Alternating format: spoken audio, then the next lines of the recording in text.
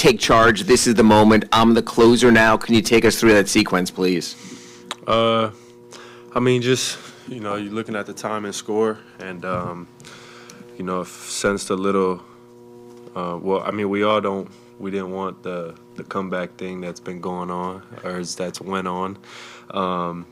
So, I mean, just, like I said, time and score and trying to be aggressive at the end. Spo drew up one of the floater. He drew up the first one that I missed, but I felt like that shot was, my go-to, and that was something that could have easily failed, so we went back to it and then the and one, and then K-Love and the rest of the guys making plays, and ended up swinging to me, and I was a recipient of the one more in the corner.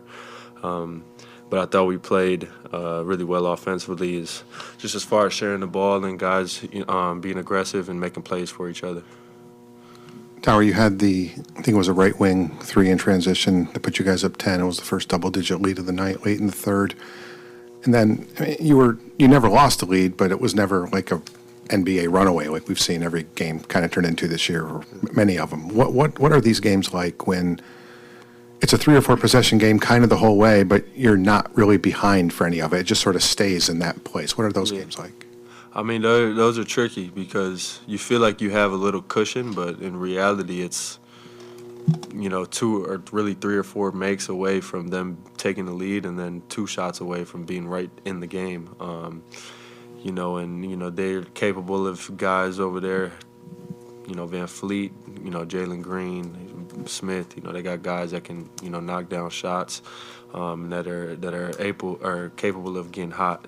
So being able to just, try to get the right shots, take care of the ball, and then defensively just try to, make it tough on them so that they're not comfortable, and towards the end of the game they have the confidence to be able to make those shots. Tyler, when Kyle went out, immediately in the moment and then after, you shifted to point guard. If this team has a true point guard setup, does that change the mindset at all? And what's it like? Because you might be without Kyle a little, and there really isn't a true backup point guard on this team. So what's it like shifting into the role, if at all? And what might it be like going forward if Kyle has to miss some time? I mean, just trying to manage the game of being aggressive, when to score and when to pass. But honestly, just trying to be aggressive, and whatever the right play is, make the right play. Not trying to overthink it. Does it feel like a different role? Do you center Kyle's not out here on point guard, or because you guys are so interchangeable, is there not a sense of I'm the point guard? Yeah, not really. I mean, I feel like, I don't want to say this the wrong way, but I feel like I'm the point guard when Kyle's in the game too. Like, I dribble the ball just as much as when he's in the game. And that's not like an indictment on anybody. That's just how we play. We have a bunch of ball handlers and guys that can create. So I wouldn't just say we have one point guard like you said. Tyler Spo was just talking on this a little bit about how Kevin helps you guys beat the switch, especially when they're kind of jumping out on you and dunking and taking away the threes. In your words, how has Kevin's minutes this season, those stable backup minutes, 5 out, whatever, how's those minutes help you guys beat the switch?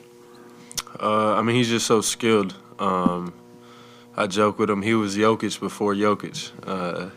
Like, just to be able to throw a guy like that the ball, and he's so, strong, where a guy too small is too small for him, and then if you switch, a quicker guy or someone that could maybe, bang with him inside, he's able to make the right play and pass. And then obviously, picking and popping, he just brings so much to the table, offensively. And even K-Love's catch and goes. Like, everyone's closing out to his threes, and he's able to drive and get into the paint and make plays for guys. Tyler, obviously you were in single digits last game against Phoenix, and now you get 28. What was sort of different about maybe the way that you played, today compared to the last game? Just a little reset. Wanted to get home and lay in my own bed and feel good. But honestly, there's guys have good nights, bad nights. It's just about mentally being able to overcome that, and then understanding that this is an 82-game season, and if you shot 14 for 18 every night, you'd probably be one of the best players ever. So, I mean, it's gonna happen good nights, bad nights, and like I said, mentally, it's just being strong mentally up top. Tyler, you had the one pull-up three on the break where Nico found you. I guess just how much do you like his style when he's just able to kind of get out and play like that, and just what was his impact tonight? No, I love Nico. I told Nico I'm starting a Nikola Jović fan club led by Tyler Herro. I just love the way he plays, and he's so skilled. And I really think he's really, really good. So I'm excited for him to get out there and, just continuing to build on the minutes and the opportunity he's got. Tyler, both teams, both you and Houston, sit in the 8th seed of your respective conferences. At the end, this game kind of comes down to who really wants it more, and you're both in the pursuit of getting out of the 8th seed and into the playoffs. The coach was speaking about how there were little contributions for certain players that really affected the game towards the end with no Jimmy, and then in the second half without Kyle. Can you talk about those little contributions? What was the galvanizing factor that really helped you guys close it out tonight? What word was that you used? What was that? Galvanizing. That's a big word for me, dog. I mean, like I said, we had a bunch of guys step up, and you need that in these kind of moments in these kind of games. You never really can predict how a game's gonna go going into it, and like you said, Spo said, a bunch of guys stepped up and were able to impact the game in many different ways. Y'all have a galvanizing night.